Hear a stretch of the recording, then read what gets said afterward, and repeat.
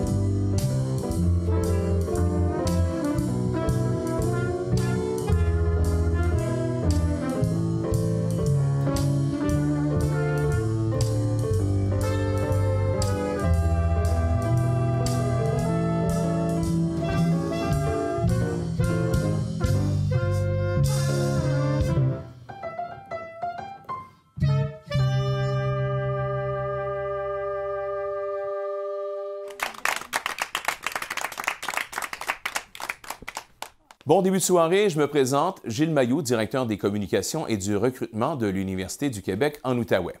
D'abord, c'est une édition toute spéciale des grands rendez-vous de l'UQO que nous vivons ce soir. Espérons que vous serez nombreux à participer à cette cérémonie de reconnaissance en format virtuel. Nous ferons les choses différemment, certes, mais vous verrez que nous y mettrons la même attention afin d'honorer nos 4 lauréates et lauréats. D'ailleurs, nous avons bien démarré la soirée en invitant nos diplômés musiciens de Jazz Apéro, Denis Saint-Onge, diplômé de l'UQO en relations industrielles au saxophone, et son complice François Jeté à la basse, André Saint-Onge au piano, Richard Lapointe à la trompette et Bernard Roy à la batterie. L'objectif de cette cérémonie est toujours le même, rendre hommage à ces personnes d'exception qui ont fait rayonner l'UQO tant en Outaouais que dans les Laurentides. Nous nous sommes assurés de diffuser leur succès avec différentes actions dans les médias de chacune des régions. Autre élément à souligner, 2020 est le 10e anniversaire de notre campus de Saint-Jérôme et nous avons 2 de nos 4 lauréats ce soir qui sont associés à la région des Laurentides. Nous comprenons les liens qui se tissent grâce à ces grands rendez-vous de l'UQO et soyez assurés que si la situation socio-sanitaire évolue favorablement d'ici l'an prochain et permet des rassemblements, nous soulignerons à nouveau cet honneur qui vous est fait en tant que lauréate et lauréat des grands rendez-vous l'an prochain. Sans plus tarder, je cède la parole à notre nouvelle rectrice qui, elle aussi, vit des circonstances particulières avec son arrivée en poste depuis le 30 mars dernier avec le télétravail, mais une université très active. Je vous demande d'accueillir Mme Muriel Laberge. Chers lauréates et lauréats des distinctions honorifiques 2020, très chers dignitaires, partenaires, diplômés, collègues et amis, bienvenue au grand rendez-vous de l'UQO en format virtuel. Malgré les circonstances exceptionnelles de la COVID-19 qui empêchent les rassemblements, il était important pour nous d'honorer les actions et les accomplissements des 4 récipiendaires des prix de cette année. Nous aurions bien sûr aimé être réunis à l'UQO afin de vous féliciter en personne et de vous serrer la main chaleureusement, mais les circonstances de la pandémie et la distanciation physique nous forcent à faire les choses différemment. Vous avez remarqué que j'ai parlé de distanciation physique et non pas de distanciation sociale, puisque malgré la distance qui nous sépare, nous sommes tout de même réunis virtuellement pour témoigner à nos lauréates et à notre lauréat toute notre admiration et notre reconnaissance. Ce contact, même virtuel, est très important en cette période. Je tiens d'ailleurs à souligner que nous sommes de tout cœur avec les gens touchés de près ou de loin par la COVID-19, ainsi qu'avec les personnes qui travaillent d'arrache-pied dans l'un ou l'autre des services jugés essentiels. Nous observons de nombreux gestes d'aide et de soutien de la part de la population pour venir en aide aux personnes affectées, ce qui témoigne de la grande solidarité qui caractérise notre communauté. Ce soir, nous rendons justement hommage à des bénévoles et des personnalités de la région, ainsi qu'à des diplômés de l'UQO qui font une différence et qui se distinguent dans leur milieu respectif par leur réalisation exceptionnelle. Dans quelques minutes, nous aurons le privilège de décerner 4 distinctions à des personnalités qui ont fait leur marque en Outaouais et dans les Laurentides. Mais avant de procéder à la remise de ces distinctions, j'aimerais prendre le temps de souligner l'importance des liens qui nous unissent à nos diplômés et à nos partenaires du milieu. Nos diplômés sont très importants pour nous. Ils représentent une grande source de fierté pour l'ensemble de la communauté universitaire. Peu importe où ils se dirigent après leur étude, ils portent en eux l'expérience qu'ils ont vécue à l'UQO et contribuent à faire rayonner son nom. L'Association des diplômés de l'UQO a joué un rôle important pour garder vivant ce lien entre notre université et nos diplômés, et ce lien se poursuivra avec la nouvelle structure mise en place en collaboration avec la Fondation de l'UQO. Je profite de l'occasion pour remercier tous les membres qui ont siégé à l'Association des diplômés pour tout le travail qu'ils ont accompli au fil des ans. Par ailleurs, j'aimerais aussi prendre le temps de remercier chaleureusement nos partenaires du milieu, dont plusieurs sont en ligne ce soir. Je tiens à vous remercier pour votre confiance envers l'UQO et pour les liens étroits qui nous unissent tant dans la région de l'Outaouais que celle des Laurentides. J'aimerais aussi profiter de l'occasion pour vous parler brièvement de l'UQO. Avant le début de la pandémie, notre université connaissait une période d'effervescence. De nombreux projets structurants, dont plusieurs étaient issus du plan stratégique 2016-2020, étaient en cours. Certains ont dû ralentir temporairement au cours des derniers mois, mais d'autres se sont vus propulsés en mode accéléré par la crise, dont le développement de la formation à distance et la mise en place d'outils technologiques visant à appuyer les étudiantes et étudiants dans leur cheminement, ainsi que les membres du personnel en télétravail. On le sait, le changement est souvent synonyme d'innovation. Depuis mon entrée en poste, je découvre en effet une équipe agile qui a rapidement su s'adapter au changement et innover dans ses façons de faire, ainsi que des personnes animées par des valeurs communes telles que la mobilisation, l'entraide, l'engagement et la compassion. Il n'y a rien comme une situation de crise pour faire ressortir les vraies couleurs d'une communauté. Et les couleurs que je vois présentement à l'UQO sont belles et vibrantes. Ce sont ces valeurs qui, grâce à tous les partenaires internes, incluant la fondation de l'UQO, nous ont permis de créer un fonds d'aide d'urgence de plus de 230 000 $ pour nos étudiantes et étudiants lourdement affectés par la crise actuelle. Ces mêmes valeurs amènent aussi de nombreux membres de notre communauté universitaire à se mobiliser et à contribuer à des initiatives et des projets dans leur milieu en lien avec la COVID-19. Au cours des derniers mois, l'UQO a gagné en flexibilité et en agilité. Et je suis confiante que nous serons en mesure d'imaginer notre futur avec un regard différent et un esprit plus créatif.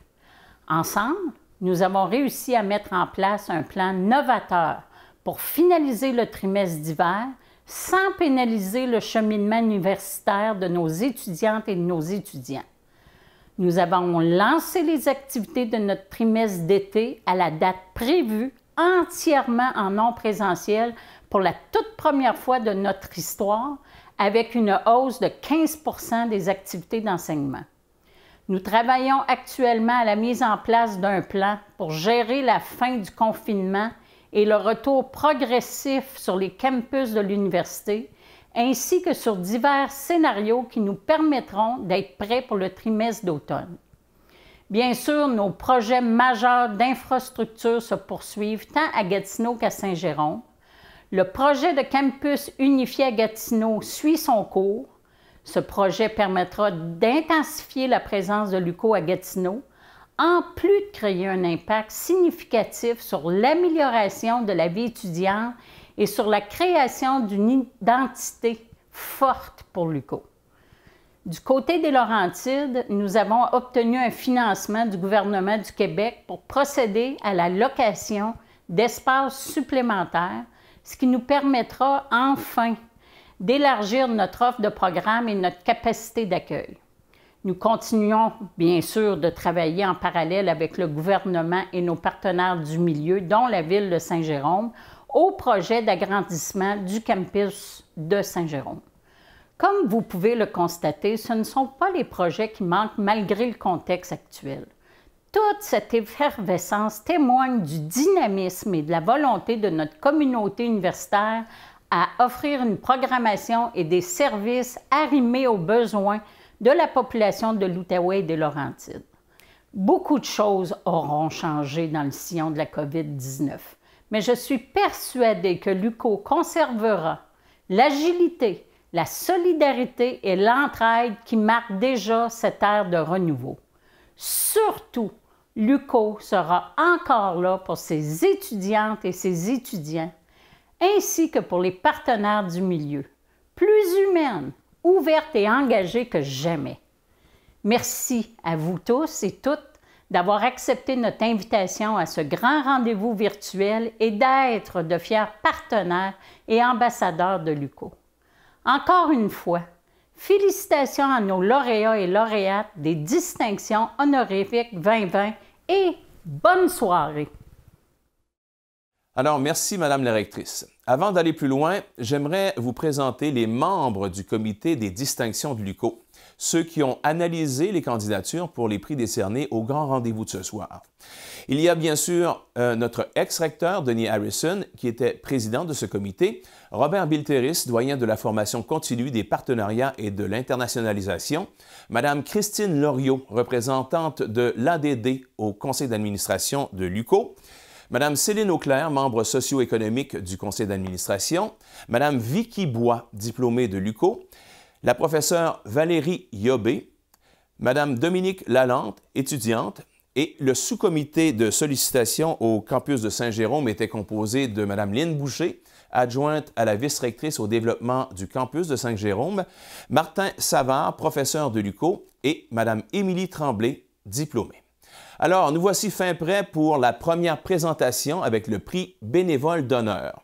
Le prix bénévole d'honneur a pour objectif de reconnaître publiquement la contribution remarquable d'un membre socio-économique au fonctionnement, au rayonnement ainsi qu'aux valeurs de l'université. La lauréate du prix bénévole d'honneur 2020 est une personne qui a œuvré pendant plus de 40 ans comme infirmière et comme gestionnaire dans le réseau de la santé et des services sociaux, en plus d'œuvrer à titre de membre socio-économique au Conseil de module des sciences de la santé de l'UQO au campus de Saint-Jérôme. Alors, plein feu et hommage à Mme Thérèse Lessard.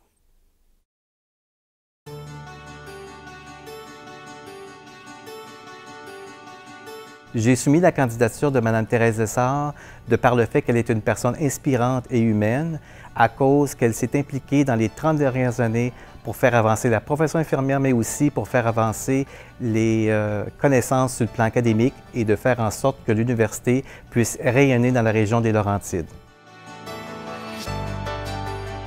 Je suis l'aînée d'une famille de 9 enfants. J'ai 3 sœurs et 5 frères. J'ai été éduquée à aider les gens. Attention aussi avec mes grands-parents, parce qu'on a vécu avec nos grands-parents, nous, pendant 15 ans. Par la suite, j'ai fait mon cours d'infirmière à l'hôpital Sainte-Justine de Montréal et j'ai fait un bac à l'Université de Montréal et une maîtrise pour cadre à l'UQAM.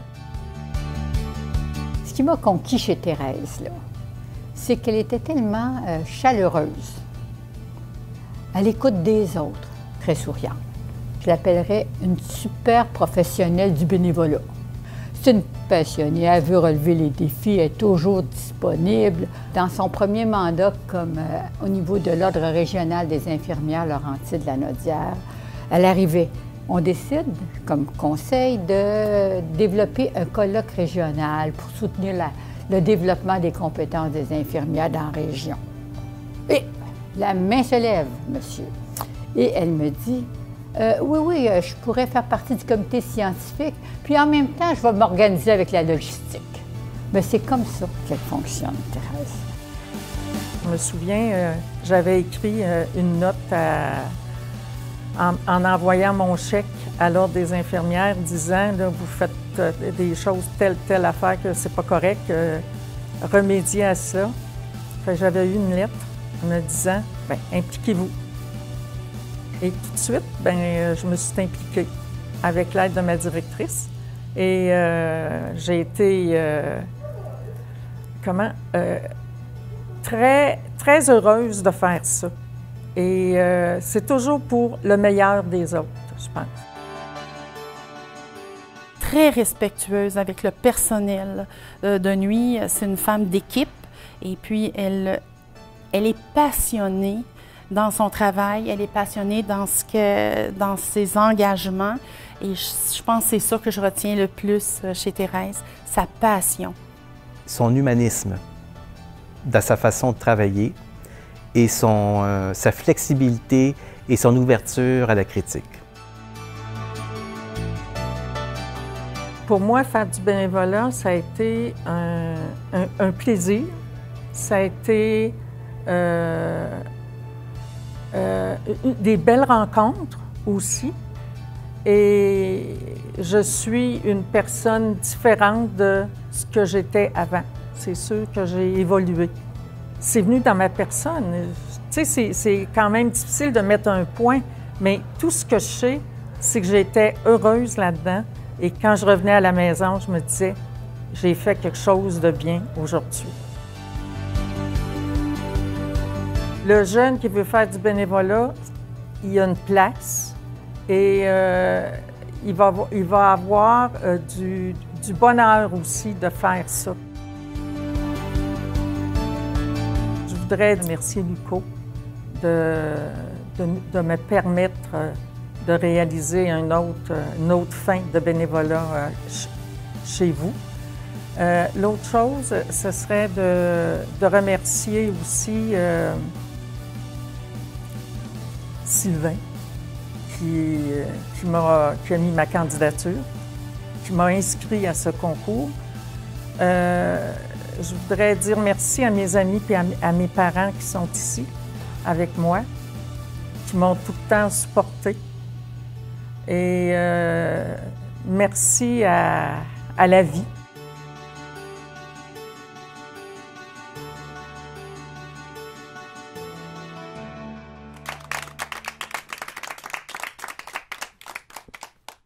Alors, toutes nos félicitations à Mme Lessard et merci de cet engagement envers l'UQO. Avant d'effectuer les prochaines présentations dans la catégorie Grand diplômé, j'inviterai une de nos diplômées qui a accepté un défi important il y a déjà quelques mois, celui d'assurer la présidence du conseil d'administration de notre fondation. J'invite Mme Nathalie Brunette à prendre la parole. Madame Brunette. Madame la rectrice, chers donateurs et partenaires, chers récipiendaires et chers invités, il me fait plaisir de m'adresser à vous à l'occasion de cette édition virtuelle du Grand Rendez-vous de l'UQO. Je m'appelle Nathalie Brunette, présidente du CA de la Fondation de l'Université du Québec en Outaouais. Je suis moi-même diplômée de l'UQO, où je poursuis actuellement un doctorat en gestion de projet. C'est avec grande fierté que je m'engage dans mon milieu, à titre de bénévole, pour permettre à notre université de continuer à grandir avec et pour ses étudiants.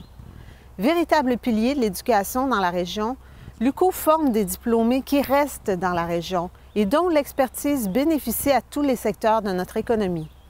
Au fil des ans, grâce à la générosité de ses donateurs, la Fondation a pu se démarquer pour constituer, entre autres, un fonds de bourse de persévérance scolaire et d'excellence, donner un appui financier aux projets d'infrastructure de notre université, tout en appuyant les projets de recherche de l'UQO. En résumé, la Fondation de l'UQO, c'est également des investissements de plus de 12 millions de dollars depuis sa création pour le bénéfice de ses étudiants et le développement de notre université. Un fonds capitalisé d'environ 8 millions de dollars, des bourses de persévérance et d'excellence à quelques 150 boursiers au cours de la dernière année et le financement de dizaines de projets étudiants, ainsi qu'une contribution importante au fonds d'urgence en raison de la pandémie. Une contribution récurrente au projet de développement de programmes d'infrastructure et de recherche et une équipe de bénévoles dévoués à faire rayonner l'UQO tant en Outaouais que dans les Laurentides, même que sur la scène internationale. Un conseil d'administration représentatif de la communauté des affaires. Donc, la Fondation se porte bien, mais il y a encore beaucoup à faire pour atteindre les niveaux d'investissement des autres universités du Québec et du Canada. Pour cette raison, en janvier dernier, la Fondation a procédé au lancement de la plus importante campagne majeure de son histoire, dont l'objectif a été fixé à 15 millions de dollars. 5 axes de développement ont été priorisés. Le projet de campus unifié, le développement d'une vingtaine de nouveaux programmes, la recherche, le développement du programme de bourse et l'appui aux projets étudiants. La Fondation compte donc sur votre appui pour assurer le succès de cette campagne, parce qu'un don à la Fondation, c'est bien plus qu'un appui financier, c'est un investissement dans le développement de notre communauté, de notre région. De retour à vous, Monsieur le maître de cérémonie, pour la présentation des prix Grand diplômés, volet relève et carrière. Alors, merci, Mme Brunette. Maintenant, dans la catégorie Grand diplômé qui comporte 2 volets, Grand diplômé volet relève et Grand diplômé volet carrière. D'abord, le prix Grand diplômé volet relève a pour objectif de souligner le mérite exceptionnel de diplômés de l'UQO qui ont démontré une émergence remarquable dans leur secteur d'activité et qui se sont distingués par leurs activités professionnelles et leur contribution à la société. Cet honneur est décerné cette année à M. Pascal Turcotte, conseiller en gestion de patrimoine chez Desjardins et diplômé au baccalauréat en administration des affaires, ainsi qu'à la maîtrise en administration des affaires. Regardons la vidéo hommage de M. Pascal Turcotte.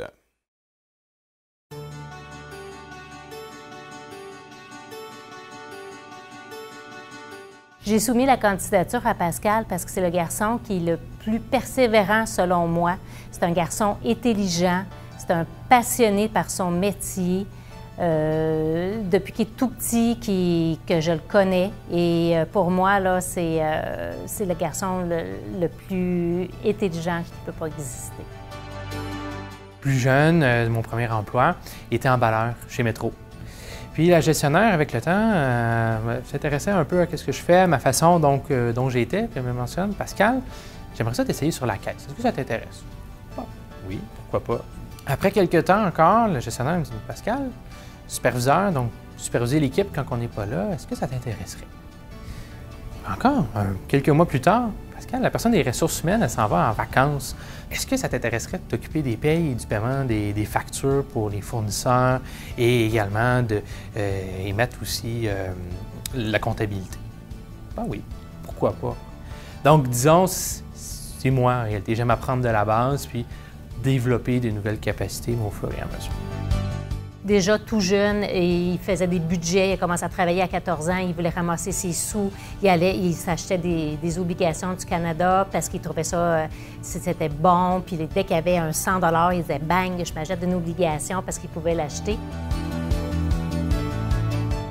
Une belle journée au travail pour moi, c'est lorsqu'un membre ou un client de Desjardins me mentionne « Pascal, le plan financier que tu as construit pour moi en ce moment, bien, j'avais pas de guide, je savais pas où aller. Puis avec ce plan financier-là, je sais où est-ce que je vais. » C'est un banquier remarquable qui, dans son cursus académique, a toujours voulu faire le pont entre ce qu'il faisait professionnellement et les évidences scientifiques, les évidences empiriques de ce métier-là. Donc on voit bien une volonté manifeste d'aller au fond des choses, d'approfondir une pratique qui est la sienne, mais d'aller dans les fondements de cette pratique-là. Des fois, je regarde des gens de 40 ans, puis lui, il va avoir 30 ans au mois de juillet, puis il est capable d'en montrer aux gens. Dans quelques années, je le projette. Moi, je le vois à la bourse. Il ne va pas rester conseiller en gestion du patrimoine très, très longtemps. Si j'ai un conseil à donner à un nouvel étudiant en administration, quelqu'un qui débute, bien, je lui conseille de toujours pas lâcher, de bien respecter les règles, de bien respecter aussi ce qui se fait dans le domaine, de toujours suivre, bien entendu, son cœur, de bien suivre aussi les recommandations que les autres ont à donner aussi. Même si des fois, les gens n'ont pas nécessairement fait des études en administration, mais il y a des administrateurs, il y a aussi des entrepreneurs qui ont réussi par eux-mêmes. Puis des fois, la recette du succès, elle n'est pas préconçue d'avance. Chacun a sa propre recette du succès. Et écouter les conseils des autres, c'est une bonne initiative, une bonne idée. Si je devais qualifier Pascal Turcotte en un mot, moi je dirais que c'est quelqu'un de déterminé, parce que c'est quelqu'un qui montre une certaine ardeur au travail, c'est quelqu'un qui a une certaine ambition et qui a un sens de l'application dans ce qu'il fait. C'est sûr, c'est toujours une surprise de recevoir l'appel directement du recteur de l'université, donc c'est vraiment tout un honneur. Mais également de savoir que mes pairs, donc tous mes collègues et professeurs de l'université ont été d'accord à ce que ma candidature soit mise de l'avant. C'était vraiment un baume sur le cœur, puis vraiment, disons que c'est la couronne sur tout le processus. L'UQO fête ses 10 ans maintenant à Saint-Jérôme. Et je vois tout l'impact que ça a au niveau de la collectivité ici, puis il ne faut pas baisser les bras. Continuer à aider autant au niveau des soins de la santé, autant au niveau de l'éducation, mais également à tous mes collègues et amis en administration de continuer de donner leur savoir-faire dans chacun des points d'expertise, autant que ce soit économique, autant que ce soit au niveau des ressources humaines, et de continuer d'aider la collectivité à bien se développer, comme c'est en ce moment.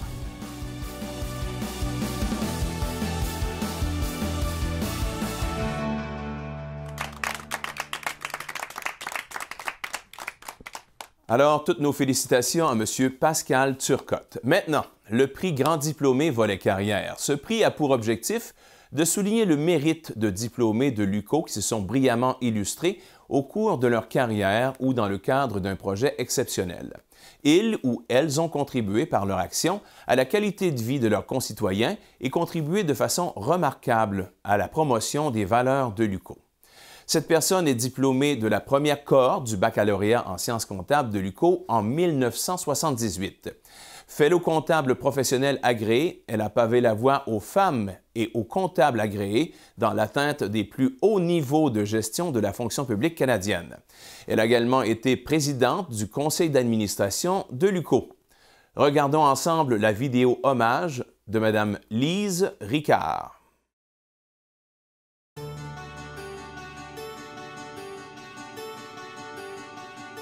C'est avec une grande admiration que je vous présente la lauréate du prix Grand Diplômé Volet Carrière, Mme Lise Ricard.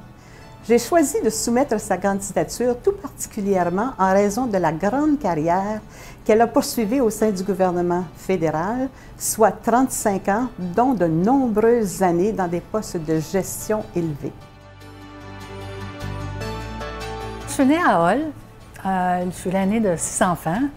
Ma mère est enseignante, mon père était propriétaire d'un salon de coiffure, était barbier, devenu coiffeur. Nos parents nous ont dit, si vous allez à l'université Et si votre programme de choix se donne à l'université ici à Hull, c'est là que vous allez aller.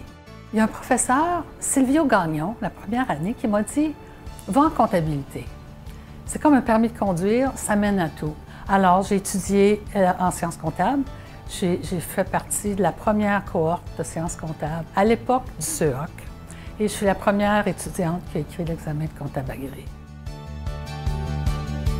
La carrière de Lise s'est poursuivie sur plus de 35 années.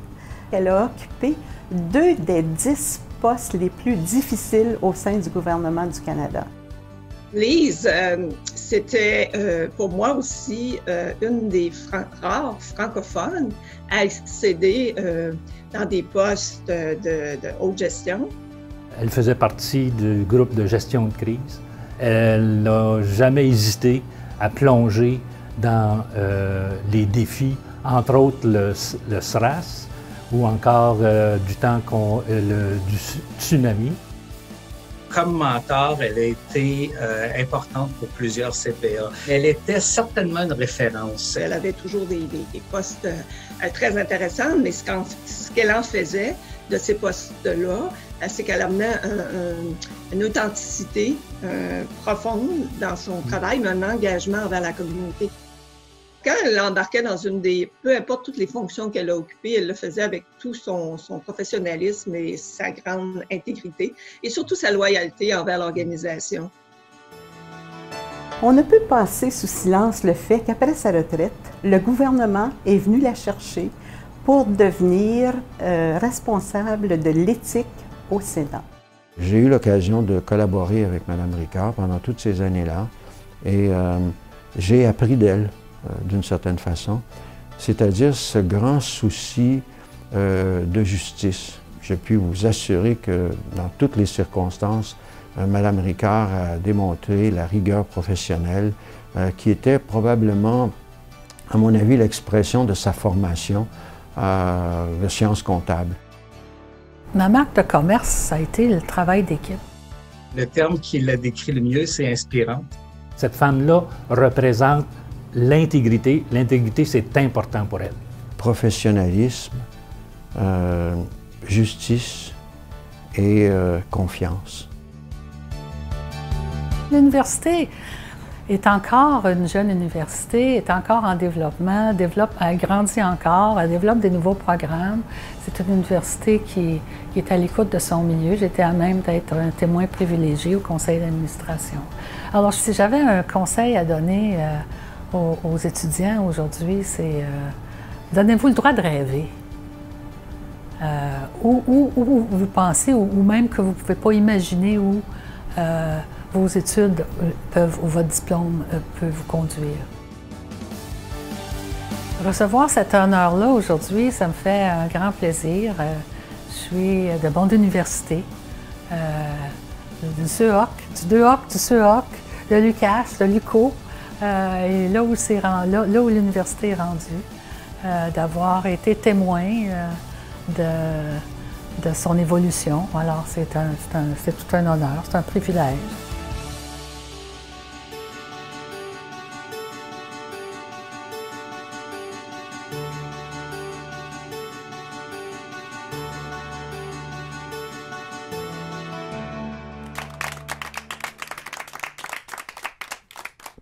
Alors, toutes nos félicitations à Mme Lise Ricard. Merci. La dernière distinction de la soirée, et non la moindre, est la médaille Gérard Lesage. Pour nous faire découvrir la relation particulière entre cette généreuse personne et ses objectifs, ainsi que la fondation de l'université, j'invite M. Gabriel Doré, représentant des fiduciaires de Gérard Lesage, à prendre la parole.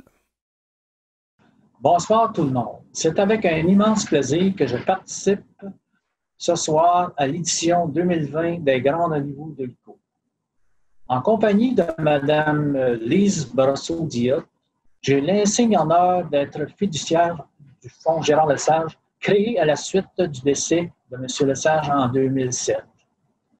Pour la petite histoire, Gérard Lesage est né le 21 février 1914 à Sainte-Thérèse. Il a travaillé à titre de policier pendant plus de 34 ans. Véritable amant de la nature, c'est en 1995 qu'il décide de quitter la ville pour s'établir à Fermeneuve, où il a pu pratiquer ses loisirs préférés, la chasse, la pêche, et ce jusqu'à l'âge vénérable de 92 ans. M. Lesage croyait beaucoup à l'importance de l'éducation postsecondaire et avait maintes fois émis le souhait d'encourager les jeunes à poursuivre leur étude supérieure. C'est la raison pour laquelle il a légué à la Fondation LUCO la somme de 2 294 674 $, le don le plus important de son histoire, ce qui a permis de constituer le fonds de dotation à son nom. Depuis sa création, le fonds Gérard Lesage a permis de donner des bourses à 165 étudiants pour un montant totalisant 244 500 $. Membre du cercle du recteur, Gérard Lesage n'a pas hésité à faire ce don pour aider les jeunes de la municipalité de comté d'Antoine-Ladelle à réaliser leur rêve de fréquenter l'université. Il va sentir que les volontés de M. Lesage concordent avec la mission première de l'UQO, qui est de rendre accessibles les études universitaires pour les populations du grand territoire qu'elle dessert en Outaouais et dans les Laurentides et de contribuer à la formation de la relève de demain. Ami personnel de M. Gérard Lesage, j'ai également accepté avec empressement d'appuyer le programme de dons planifiés de la Fondation de l'UQO. Ce soir, c'est avec fierté que je participe à la remise de la médaille Gérard Lesage, qui est une distinction institutionnelle attribuée à des personnes de la collectivité qui collaborent hautement au développement et au rayonnement du milieu régional, ainsi qu'aux valeurs institutionnelles de l'université. Merci, M. Doré. Alors, la médaille Gérard Lesage est une distinction institutionnelle attribuée à des personnes de la collectivité qui collaborent hautement au développement ainsi qu'aux valeurs institutionnelles de l'université. La personne proposée doit avoir contribué de façon remarquable au rayonnement de l'Outaouais ou des Laurentides, ainsi qu'à la qualité de vie de ses concitoyens. Vous verrez que le choix de la récipiendaire de cette année est un choix qui va de soi. Enseignante pendant 35 ans, nous l'avons surtout connue en tant que politicienne. Elle fut notamment conseillère municipale de Plaisance, première femme élue maire de Plaisance et première femme préfète de la MRC de Papineau. Son engagement a eu un impact significatif dans le développement communautaire, social et économique de l'Outaouais. La récipiendaire de la médaille Gérard Lesage 2020 est Mme Paulette Lalande. Regardons ensemble la vidéo et les témoignages.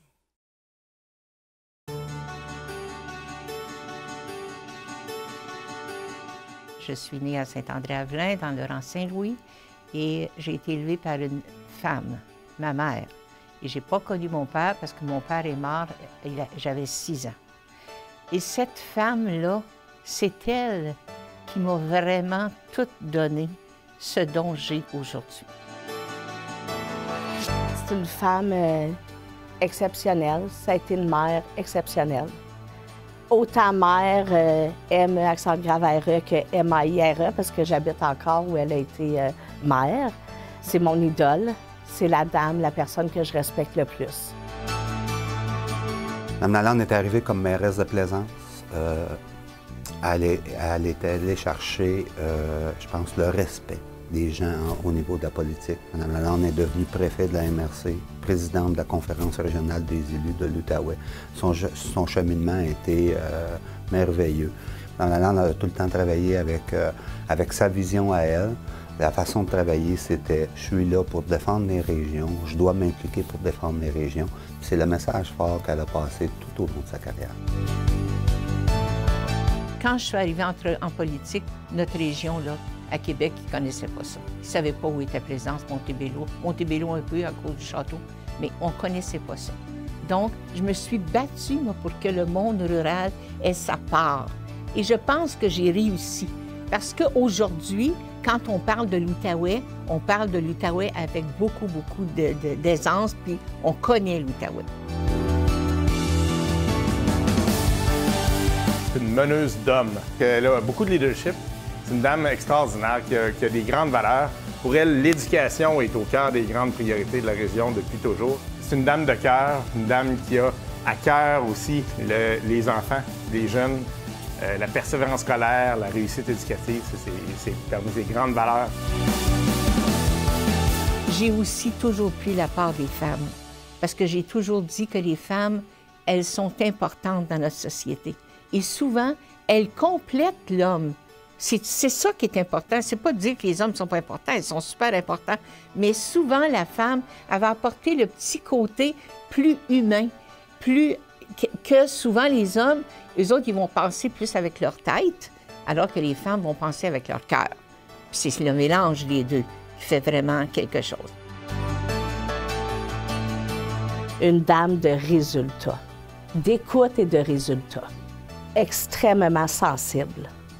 Puis elle m'a toujours dit, Geneviève, la sensibilité, c'est quelque chose qui va te mener loin. D'avoir toujours un cœur dans tout ce que tu fais. Ma mère, elle disait tout le temps que le travail et l'engagement vis-à-vis notre société, c'est à peu près ce qu'il y a de mieux. Et ça, je l'ai mis en pratique. Madame Lalande, c'est pas la plus grande dame en grandeur, mais c'est une grande dame en personne. Puis je pense que la région de l'Outaouais a été chanceuse d'avoir une dame comme Madame Lalande en politique municipale. Pour décrire Madame Lalande en un mot, je dirais ténacité. Persévérance pourrait être un autre mot associé. Donc ténacité et persévérance représentent très bien Madame Lalande.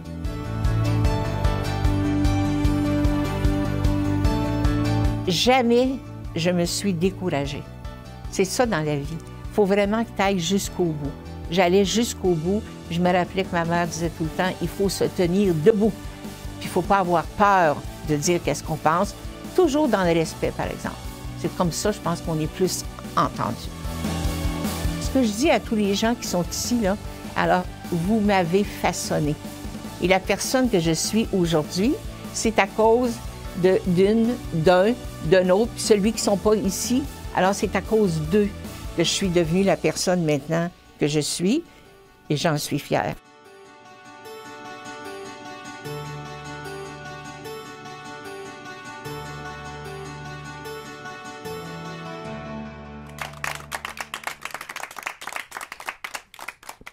Toutes nos félicitations à Mme Paulette Lalande, c'est bien mérité. Voilà, c'est ce qui conclut ce grand rendez-vous 2020 édition virtuelle. Encore une fois, toutes nos félicitations à nos lauréates et nos lauréats. Merci à vous qui nous avez accompagnés via la plateforme Zoom.